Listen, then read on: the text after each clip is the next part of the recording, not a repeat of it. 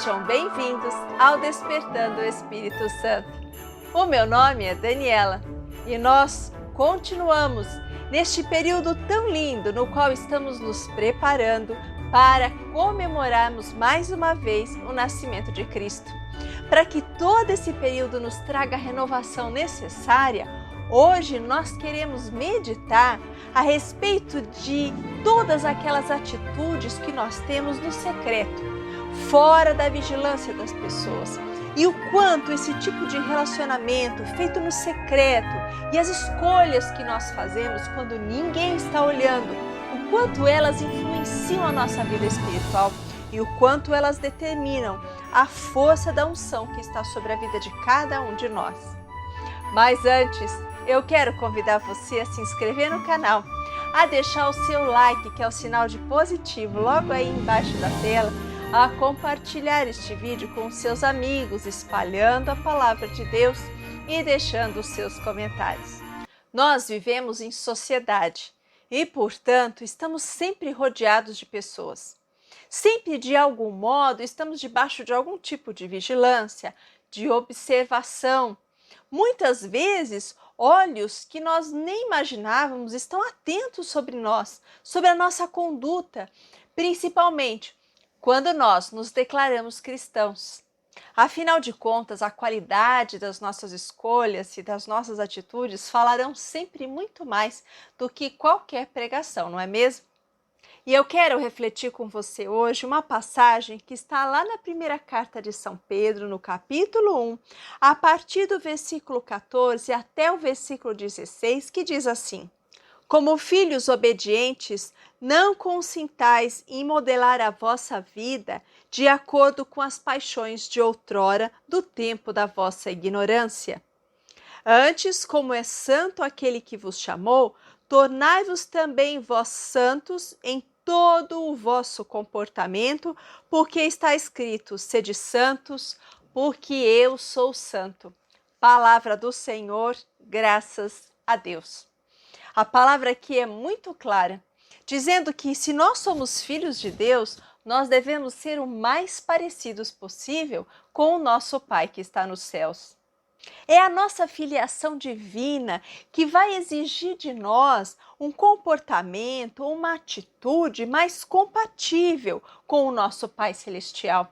Porque se somos cristãos, nós seremos chamados a um modelo, como está aqui na palavra, não um modelo que nos modela com base nas paixões que nós vivemos no tempo da ignorância, quando nós não tínhamos ainda uma perfeita consciência de que de nós seria exigido muito mais, mas de uma exigência que vai exigir de nós disciplina, dedicação, talvez um pouco de dor, mas que também vai nos levar para grandes ganhos que nós não poderíamos imaginar.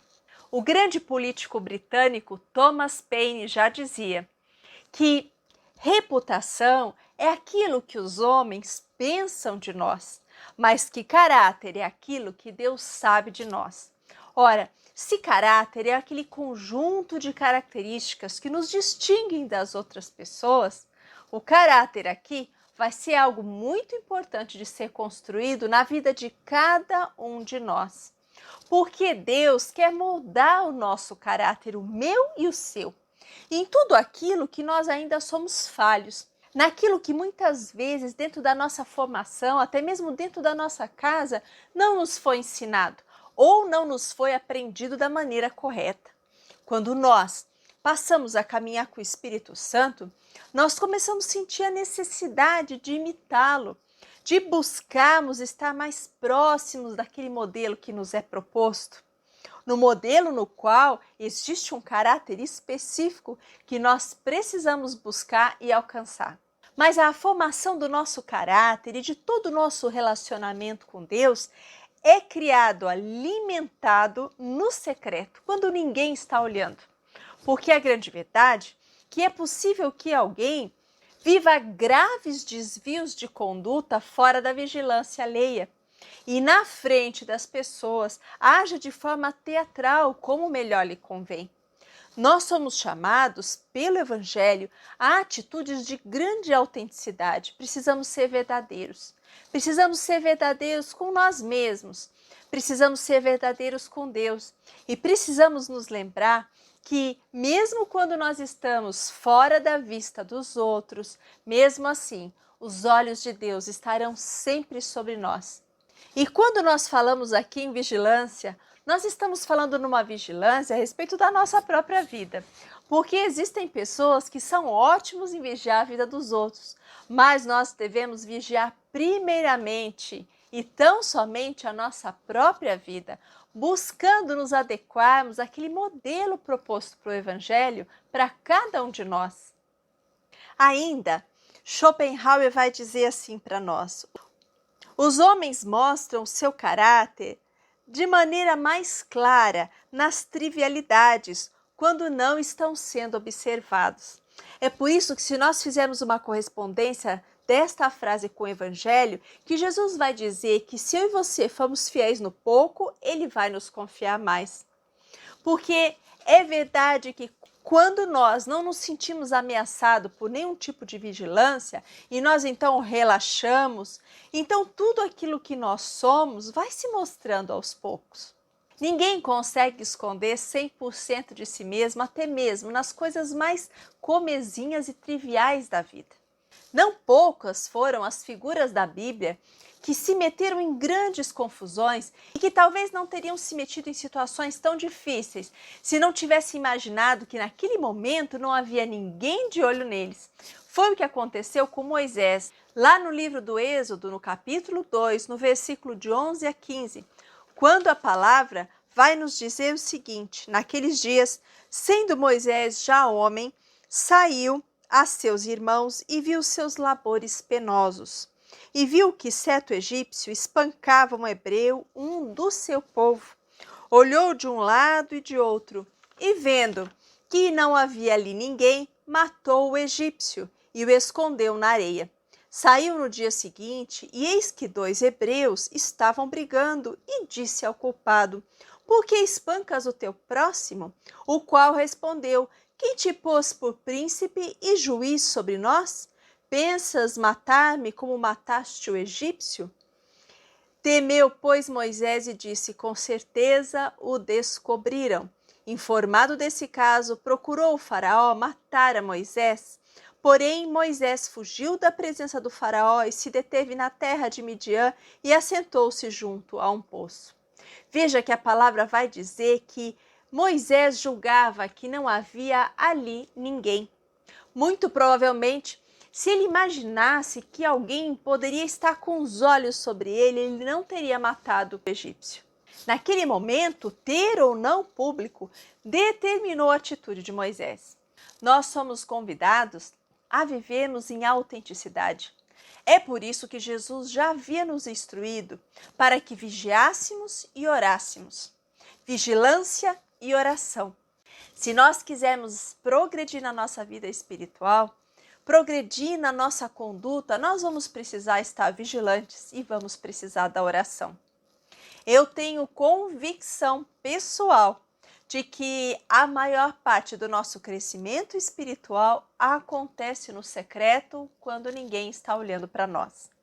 É lá no nosso esforço de cada dia, no nosso empenho em criar um relacionamento verdadeiro com o Espírito Santo, na certa dose de coragem de encararmos nós mesmos, as nossas mazelas, as nossas más inclinações e mesmo assim pedir ao Espírito Santo forças para mudar, forças para evoluir, forças para adquirirmos um caráter melhor.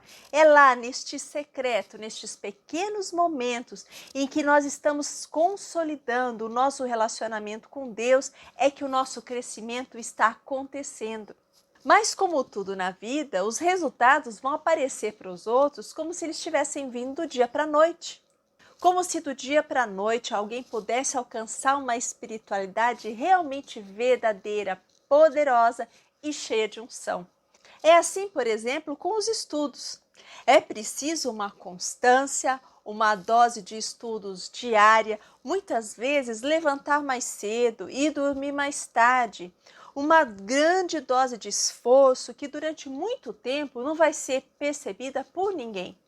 Mas então, de repente, os resultados das suas provas vêm, o resultado daquela seleção no qual ele se candidatou, e então vem ali a aprovação. E então as pessoas vão se admirar muitas vezes, porque elas estão vendo apenas aquele resultado ali pronto, mas elas não viram todos os dias de esforço, de empenho, de disciplina e de busca por aquele conhecimento. Com a vida espiritual acontece a mesma coisa. Buscar crescer num relacionamento com o Espírito Santo e buscar ainda viver plenamente uma vida na qual o nosso caráter seja mais moldado e mais de acordo com o Evangelho, certamente não será uma tarefa fácil. Nós fazemos o nosso esforço no secreto, fazendo escolhas melhores, quando até mesmo as pessoas nem vão chegar a saber que nós tivemos algum tipo de escolha. Quando eu sou chefe de alguém, patrão de alguém, e faço escolhas que não prejudicam aqueles que me são subordinados, quando eu escolho não contar o segredo que alguém me confiou, quando eu decido ser discreto com as histórias que as pessoas me contam, quando eu escolho viver com um pouco mais de modéstia, sem ressaltar todas as coisas maravilhosas muitas vezes que me acontecem, mas me coloco numa atitude de ouvir o outro, quando nas pequenas coisas eu procuro ser honesta e não levar nenhum tipo de vantagem que seja indevida. Quando eu decido também não ser penosa para ninguém, fazendo a minha parte do modo correto e muitas vezes ajudando aquele que já está cansado demais ou sem condições de fazer a parte dele. Quando naqueles pequenos esforços domésticos nós fazemos coisas que agradam as pessoas que convivem conosco e são coisas que às vezes nos custaram tanto e ninguém nunca vai ficar sabendo. Nesses pequenos momentos e nessas pequenas escolhas, Deus está de olho em nós. E o coração dele muito se agrada porque nós estamos procurando fazer escolhas melhores. E porque quando nós estamos lá secretamente, criando, fomentando aquele relacionamento com o Espírito Santo, é lá que nós crescemos. Nós não crescemos quando estamos à vista dos outros, quando estamos ainda aqui reunidos em lugares públicos.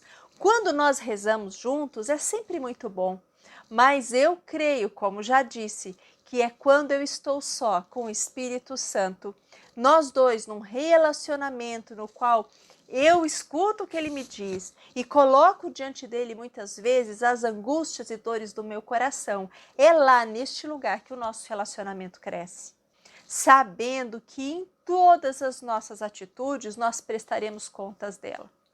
Nós prestaremos contas de todo desamor. Nós prestaremos conta de todas aquelas atitudes nas quais nós intencionalmente ferimos e prejudicamos outras pessoas. Deus espera de nós atitudes melhores, porque os olhos dele estão sempre diante de nós. É por isso que lá na carta aos Hebreus, no capítulo 4, versículo 13, a palavra vai dizer assim: e não há criatura que não seja manifesta na sua presença. Pelo contrário, todas as coisas estão descobertas e patentes aos olhos daquele a quem temos de prestar contas. Ora, se muitas vezes os homens mais perspicazes, mais inteligentes, conseguem nas pequenas trivialidades perceber as nossas falhas, as nossas contradições, muito mais Deus, que conhece os nossos pensamentos, que sabe tudo que vai no nosso coração. E para agradá-lo, nós que somos seus filhos, queremos cada vez mais ter atitudes que nos lembrem sempre e também aos outros que nós somos filhos de Deus. Por isso nós queremos pedir nesse momento ao Espírito Santo que venha para nós. Ó doce e bondoso Espírito Santo, nós te pedimos agora, Espírito Santo, que você venha proteger e defender todo o caráter que existe em nós. Eu quero entregar de forma muito especial Aquelas pessoas que tiveram muitas vezes uma formação familiar tão deficitária, onde tantas coisas erradas eram feitas, acobertadas, postas debaixo do pano, e onde muitas vezes se perdeu aquele sentido de que tudo que nós fazemos, nós temos os olhos de Deus sobre nós, porque nós precisamos agradá-lo. Vem nos ajudar, Espírito Santo, a criar contigo um relacionamento autêntico, Espírito Santo. Tirando de nós a necessidade de que nós devemos ser pessoas que estão sempre diante dos holofotes, mas que nós possamos manter na discrição do nosso relacionamento contigo o nosso maior tesouro. Nós te pedimos hoje, Espírito Santo de Deus, que você se espalhe por toda a terra, alcançando quem reza comigo neste momento, para que todas essas pessoas sejam neste momento cheias do teu divino Espírito.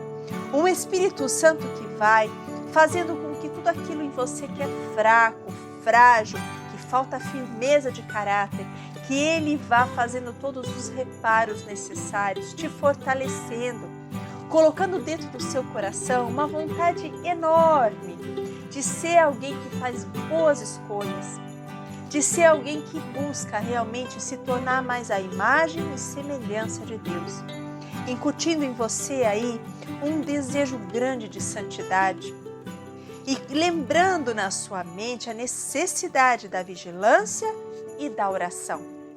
Em nome de Jesus nós te pedimos agora o doce Espírito Santo de Deus. Vem curar, Espírito Santo, vem restabelecer, Espírito Santo, firmemente o caráter de cada um de nós. Vem, Espírito Santo de Deus, nós te pedimos perdão por todas as vezes que as nossas escolhas foram tão ruins, que nós escolhemos prejudicar os outros, que nós deixamos de fazer o bem, que fomos intencionalmente omissos, deixando de fazer o bem que estava sob o nosso poder.